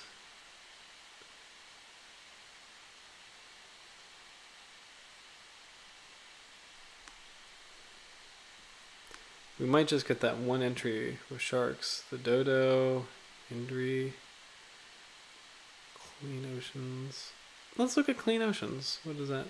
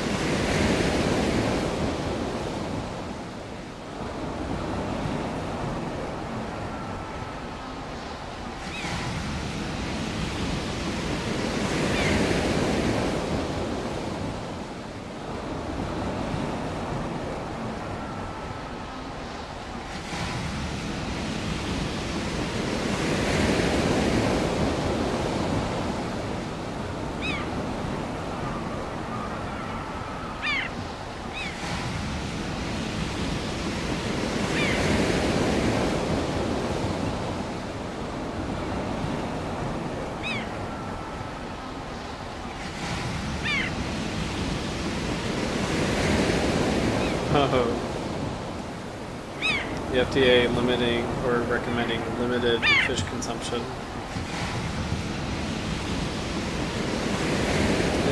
It's such should be avoiding eating shark altogether, because shark are top level predators and they actually accumulate all the biotoxins in their body. So because they are the apex predators. So, but yeah, this way it's sobering and somber in so many ways, but it's also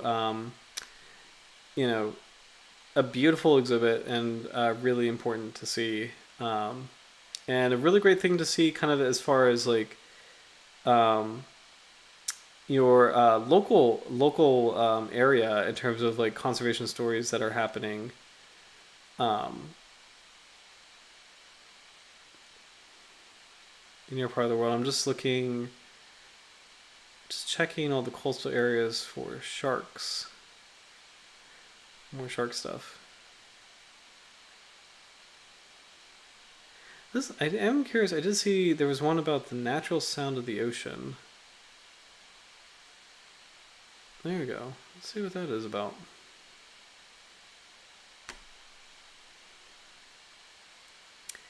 It's also 10:30, so please leave a comment on what shark you'd like to cover next week.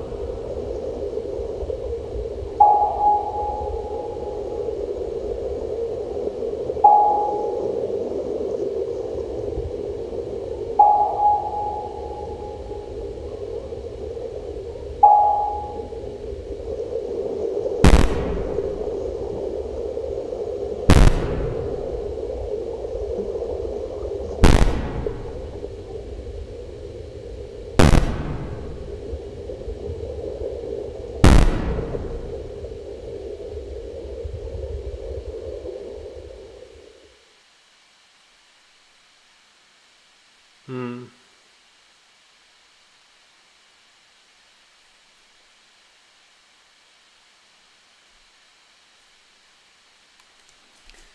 Yeah, that's very sobering. So let's see. I think we'll check out a few more. Please leave a comment for next week's shark or another a certain part of the world you want to check out with what's missing.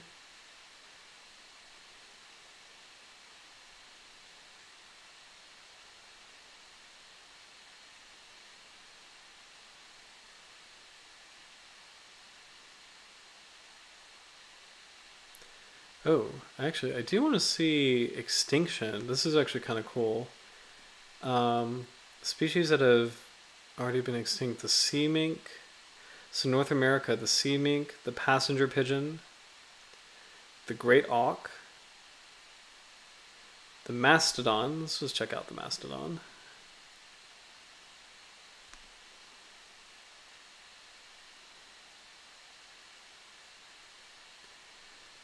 Let's see. The American mastodon range from Alaska to Florida. Its extinction is presumably due to climate change and Paleo-Indian hunting. Interesting. You can find mastodon teeth in, well, you can find them in Florida, but you can find them in Virginia as well. And I have a friend who has mastodon bones, which is kind of cool. Oh, large mammals in North America. Look at this.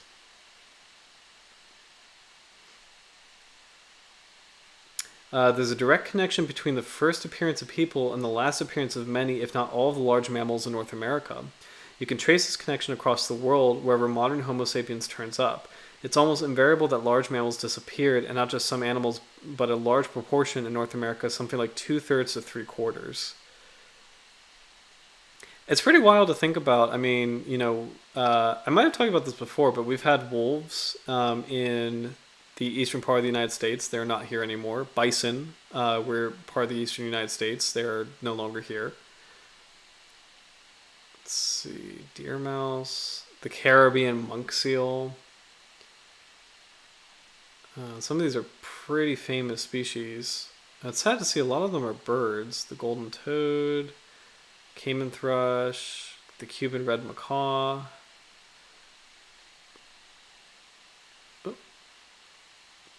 Oh, this is interesting. Sorry, the second mass extinction of the late Devonian era. So I'm just gonna check something really quick.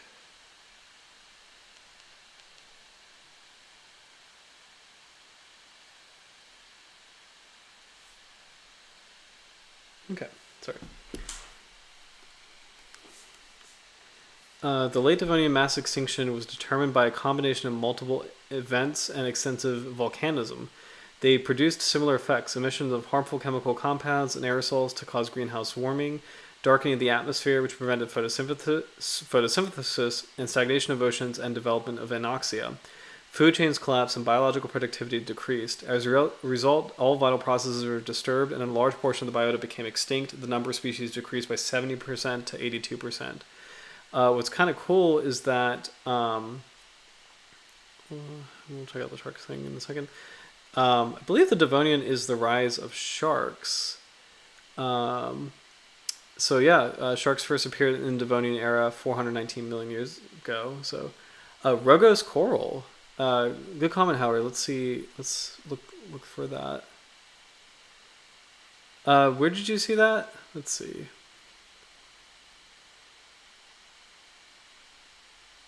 As in, like, what part of the world I want to, or I can. I wonder if I can search this. Oh, can I search this? Megafauna.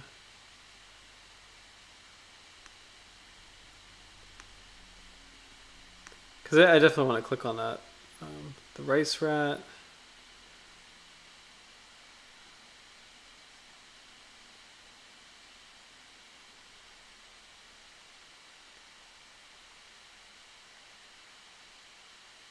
Oh, the Atlantic gray whale. There was a weird thing that happened I believe it was this year, that a gray whale was rediscovered in the Atlantic. And I think the theory was it went through the Arctic to get back here, which is really cool. Because I had no idea that gray whales were in the Atlantic.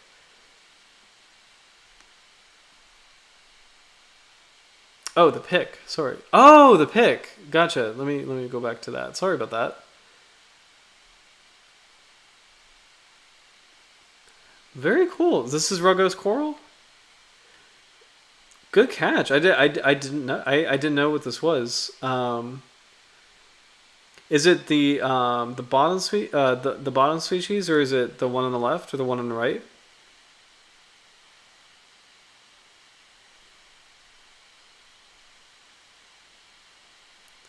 Also, really great, really good catch. I don't think I've ever heard of Rogos coral. So let me look that up on the side, by the way.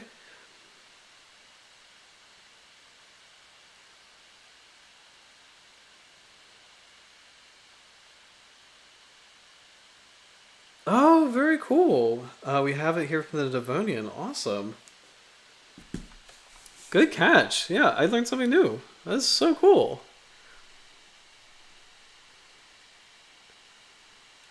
Let's see. I do want to, let's check out this first mass extinction. Ordovician, this is before the sharks, but in the first of 5 mass extinctions in the Phanerozoic, about 85% of marine species died. The cause was a brief glacial interval that produced 2 pulses of extinction. The first pulse was at the beginning of the glaciation, when sea level decline drained epicontinental seaways, produced a harsh climate in low and mid latitudes, and initiated active deep oceanic currents that aerated the deep oceans and brought nutrients and possibly toxic material up from the oceanic depths. Following that initial phase of extinction, surviving faunas adapted to the new ecologic setting. The glaciation ended suddenly, and as sea level rose, the climate moderated and ocean circulation stagnated. Another pulse of extinction occurred. Fascinating. So it's kind of funny. I usually have music on in the background, but I do think the silence is appropriate for this particular website, and appropriate for the lost shark as a topic in general. In fact, let's see. I wonder if the lost shark. You know what we should check? We'll go back to all multimedia. Let's see if the lost shark shows up here. So And we'll check on success to end on a more positive note. But let's see. Reforestation of Vietnam's forest, fishing to fish farms, orangutans, Tamanagara National Park. Let's check this out. Tamanagara National Park. This is kind of near the Lost Sharks area. No, actually no, Malaysia, not the Lost Shark, but here we go. It's a sprawling natural heartland extending some 4,000 square kilometers over 3 different states and evolving for a mind-boggling 130 million years to make it one of the world's most ancient rainforests. Dense tropical lowlands overlooked by mountains' peaks accommodate a veritable cornucopia of strange and spectacular inhabitants. That's really cool. Teeming with endemic plant and animal life. So it's a national park that's undisturbed. That's really beautiful. Yeah, you could spend forever on this website. This is a really cool place. I'm kind of curious what this is. Aquatic species in, let's see, the Taivai River. It was a really big scandal in the papers. The scandal is infamously known as the Vedan scandal. Vedan is a sweet powder company that has been manufacturing and disposing unprocessed liquid waste straight into the Taivai River. After the people of the region acted up too much, the Ministry of Natural Resources finally decided to act. After a 3-month investigation, the company was found to be the killer of the river. Since 1997, the river has had alarming levels of pollution with a reported 50 to 7% decrease in aquatic populations, including bottom feeders like crabs. After the 2008 event, the river started to recover. In 2015, prawns and fish actually came back to the river, not just dead fish and dead shells. Well, that is good news, but now the people living there are starting to kill it again, not any company, the people. During the Vedan time, the number of boats out fishing on the river was 5, by 2015, 45. With this, they will over-harvest the river's aquatic population soon. It is evident through the decrease in revenue of the fishermen. Each boat used to make 1 million VND a day. Now there's less fish and prawn, but I can still make around 400,000 VND a day. It seems that for the Taivai River, it's either large-scale pollution or large-scale over-harvesting. That's scary. And that's actually, that echoes a little bit of the story of the Chesapeake Bay as far as not really the pollution. Well, yes, the pollution, but not deliberate pollution like that, but more so the over-harvesting. That echoes the Chesapeake Bay story. So. Let's click on success stories because I know we're almost at 11. So, okay. Well, thank you, Howard. Silence is okay. Yeah, I think for this particular episode, it's a different direction, but I think it's a fair direction for just conservation and the lost shark.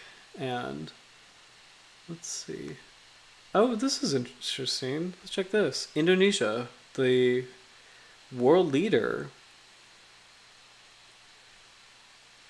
in seaweed aquaculture.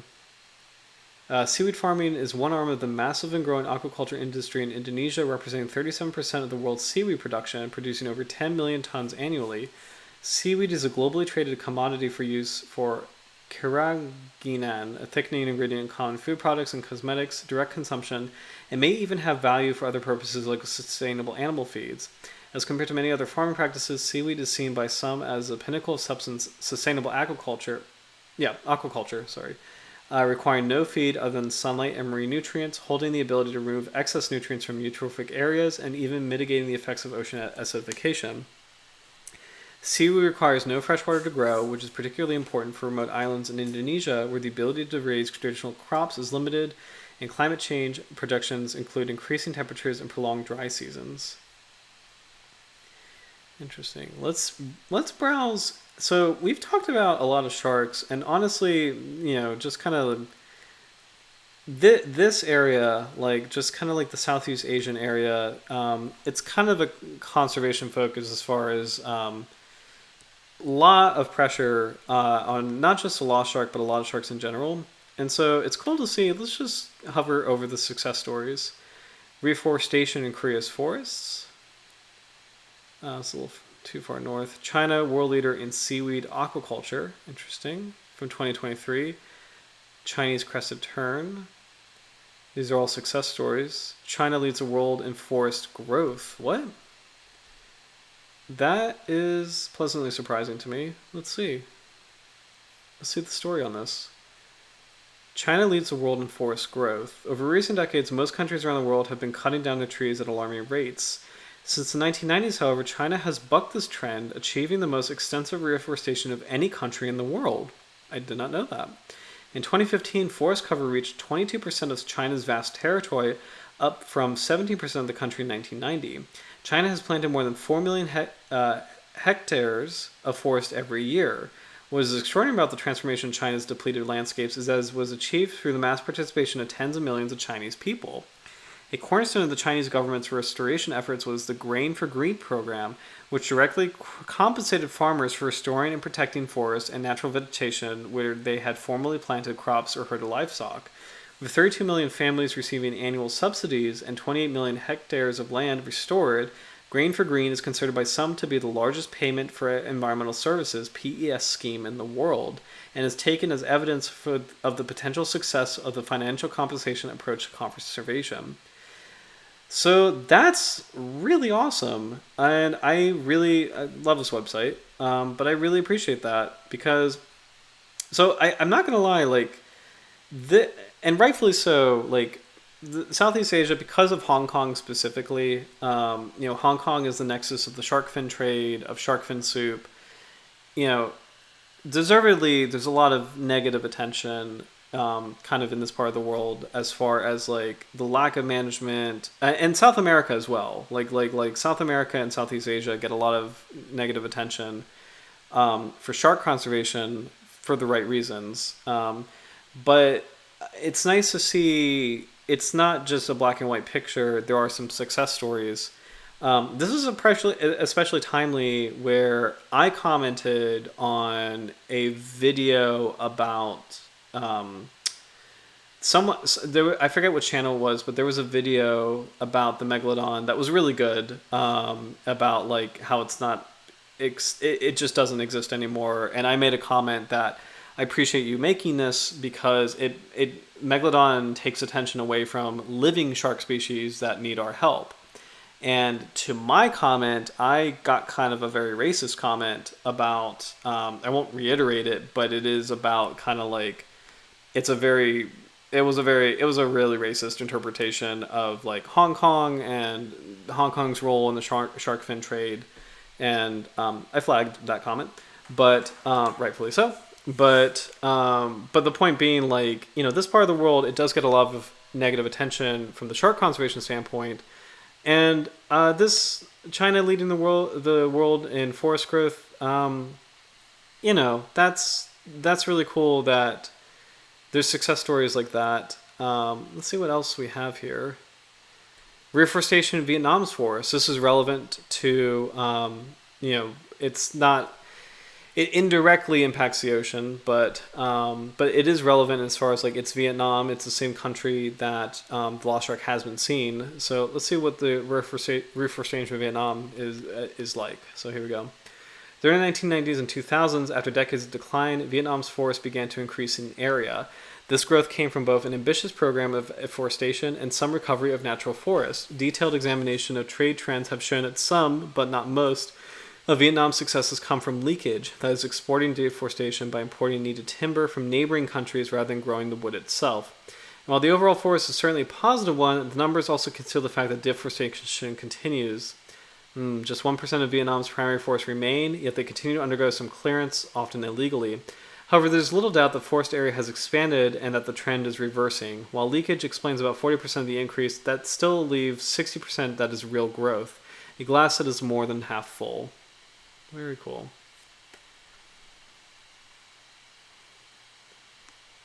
I'm just gonna bounce around. Oh, I do want to click on Palau.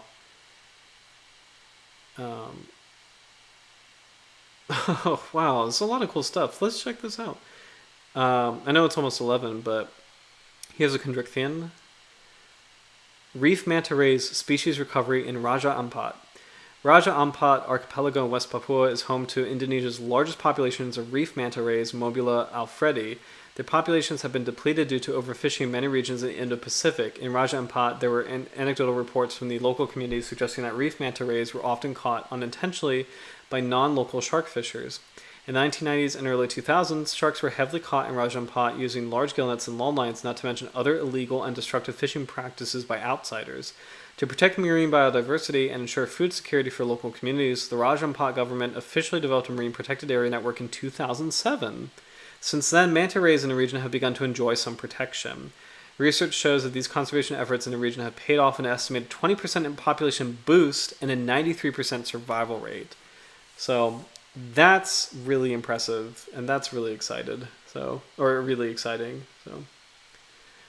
Indonesia is big on sea farms, which are good and bad. Very good point. I'm dubious and fair, because it's reforestation is one thing, but sharks.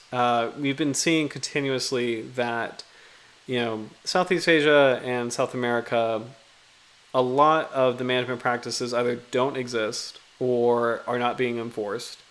And conversely, there are other parts like Australia does really good conservation work. New Zealand does pretty good conservation work for sharks. The United States does pretty good conservation work for sharks. So it is like, from the shark perspective, there's still a lot of work to be done, kind of in this part of the world and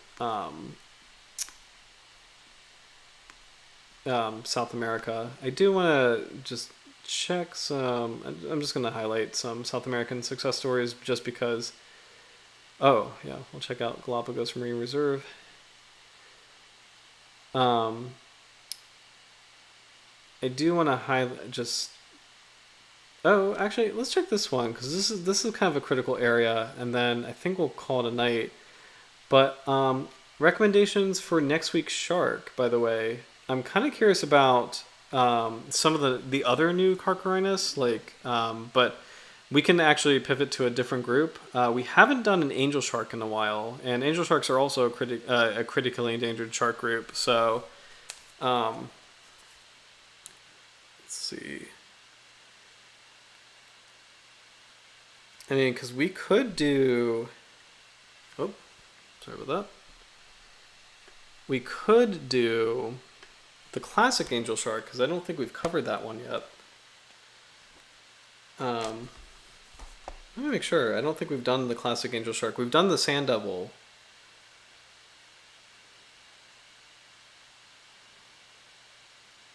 Okay. Let's see. I'm just kind of scanning through our sharks.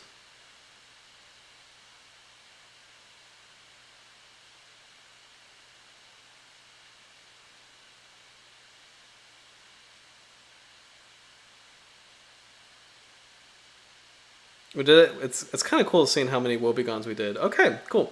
So we've done the sand devil, but let's do the classic angel shark. So squatina, angel shark.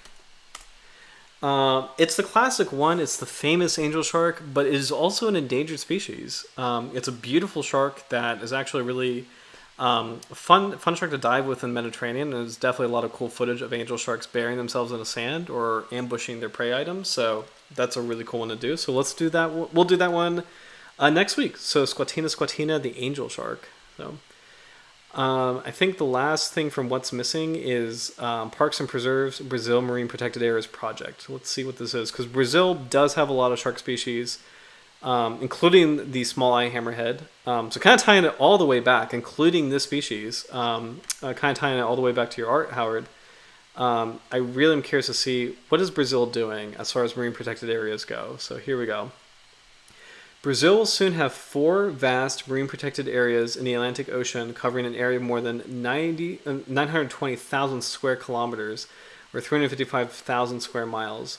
The new designation will increase the coverage of Brazilian MPAs from 1.5% to about 25% of the country's waters, exceeding the international target of protecting at least 10% of the marine areas by 2020. All 4 MPAs created far away from the Brazilian coast will protect remote sets of islands. These remote archipelagos are home to a vast range of threatened and endemic species, including the critically endangered Atlantic Goliath grouper and the endangered scalloped hammerhead shark. Oh, yes, Sphaerna lewini. That's one of my favorites. It's really great, actually. The waters of the islands also hold a rich diversity of algae, corals, fish, sharks, rays, octopuses, whales, dolphins, and turtles. This is so cool because, like, okay, I love this because I I don't know what it is about, like, I feel like there's some parts of the world that don't really get that scalped hammerheads are endangered, and like I really appreciate that this website and Brazil like are acknowledging that Sphaerna lewini, the scalped hammerhead, needs protection. It is an endangered species. So that's really cool. I didn't expect to see that on this particular post, but it's actually that really made my night because it's one of my absolute favorite sharks. You actually probably saw it briefly on my background. Like when it pops up on the stream. That's a shark that I've met in the wild, and I'm really happy to see that there's a part of its critical habitat that is actually being protected. So, man. So I think with that we'll wrap up. But I really appreciate you guys checking out what's missing with me. This website is a really beautiful website. It can be a downer. It can be very sobering, but the success stories are really important. And I think kind of one of the biggest things about what's missing is that it has a map of everything on the globe, and it helps, I would say, like whether you're watching in North America or South America, Africa, Europe, like you can find a conservation story near you and kind of understand like kind of the natural history and heritage of your area in terms of like what is missing, like for me, for example, with the Virginia Chesapeake Bay area, the chestnut story is very relevant. We don't have wolves, we don't have bison, we used to have mastodon. The Carolina parakeet is a big one where Virginia actually used to have parrots. Like we used to have a species of parrot, and it doesn't exist here anymore. So and it's really cool to learn that, and it's natural heritage, if you will, and also it raises awareness of like kind of like the story of the land of your area and like other parts of the world as well. But I think it's a beautiful and very valuable tool. So I hope you guys check it out. Kind of on your spare time, and I hope you enjoyed it as much as I do. Oh, Howard, very good question. How can you police that much coast? It's a very good question. So, I wonder. That is an excellent question because I know we've talked about there have been Brazilian efforts for conservation that have received pressure from the fishing industry. So it's interesting. You could probably detect an area that large. Like you could probably set up an array of detections or satellite detections. There is a really cool website of I don't know if we have time to check it out, but there is a really cool website that I don't know if you've ever seen websites that have like flight maps, like of planes, kind of like where the flights connect to. It's like a live map of all the planes flying around the world at once. There's a very similar one with ships and boats and small craft. But I forget the ramifications of that in terms of like who registers for that. And it's like I feel like if you're a commercial fishing vessel, you have to be registered in some way. You have to be like detected on radio in some way, like not protected. You have to be connected to radio in some way, and you have to be on radar in some way. And I believe you can create. Actually, yeah. You know what? Let me try this. Live ship map. Oh, live ship tracking. I know there's something like this. So as far as like seeing it, it's relatively easy. But to your question, as far as policing it, that's another question, in terms of like, well, who can physically be out there and who can enforce laws? So there we go. This is not quite what I was looking for, but even just like a quick search, you can see, here's all the ships in that particular area of the marine protected area. But this is not the one that I really like. There's one that I really like. It's been forever since I've done this. So this one. I don't want to touch that because that looks a little scammy.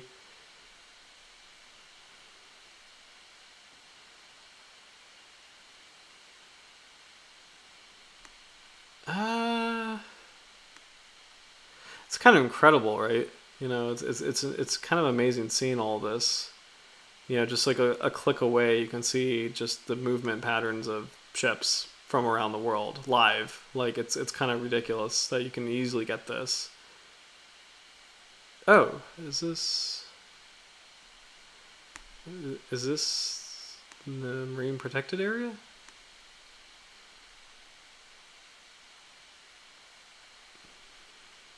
I see this boundary here, and there is an island.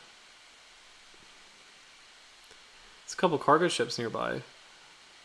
But yeah, there's a better one that shows like the actual line trajectories of the ships, but it is pretty amazing to see this. So you can do detections. So as far as enforcement goes, theoretically you should be able to do detections of commercial fishing vessels, and then from the detections you can infer who was illegally in an area, and from there you can theoretically maybe do enforcement. But that's a lot of steps with a lot of ifs. So to your point, that would be very difficult to police, like that huge of an area to police. So, and actually, kind of related to that, I know the United States has like the Hawaiian Islands, like the Northeast Hawaiian Islands National Marine Sanctuary, which is also a huge area.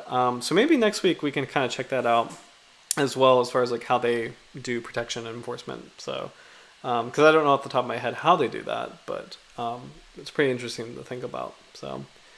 But overall, let's go back to the well, where are we? Lost shark.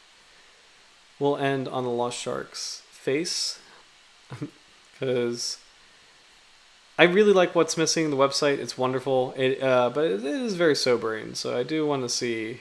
There we go. We'll end on the shark's face. So. But thank you guys so much for watching. This was a really cool episode. It's a little like I like the silence and I like the brief detour to what's missing because I think it ties into the species especially well. This is definitely I would say hands down, it is the rarest shark and the one that is most at conservation risk. It could already be extinct. It's definitely like the poster child of shark extinction, and there's quite a few species that are very close to it as far as like the hammerheads, the angel sharks, the river sharks, critically endangered species, but this one is the one that is closest to the end and may have already gone extinct already. So, but this was a really important stream as far as like a very important species to highlight, and I'm really glad we did. I'm really glad we took a look at it. And took a look and kind of faced that possibility of like simultaneously we live in the shark renaissance as far as species discovery, and simultaneously we also live in, you know, an age of unprecedented population decline and potential shark extinction. So more to come as we explore sharks throughout this year. But thank you guys so much for watching. I really appreciate you guys being here. And thank you for your patience last week as well. Sorry for missing last week's stream just due to the power outage. I really appreciate patience on that. So, but next week we're going to come back with the angel shark. We're going to get back into some more footage and check out the species behavior live. It's also a great species for conservation discussions, so I'm very excited for that. But I hope you guys have a great week. I hope you guys enjoy the summer weather, and then I will see you next week for the angel shark. But cheers, everybody. Have a good one. Bye.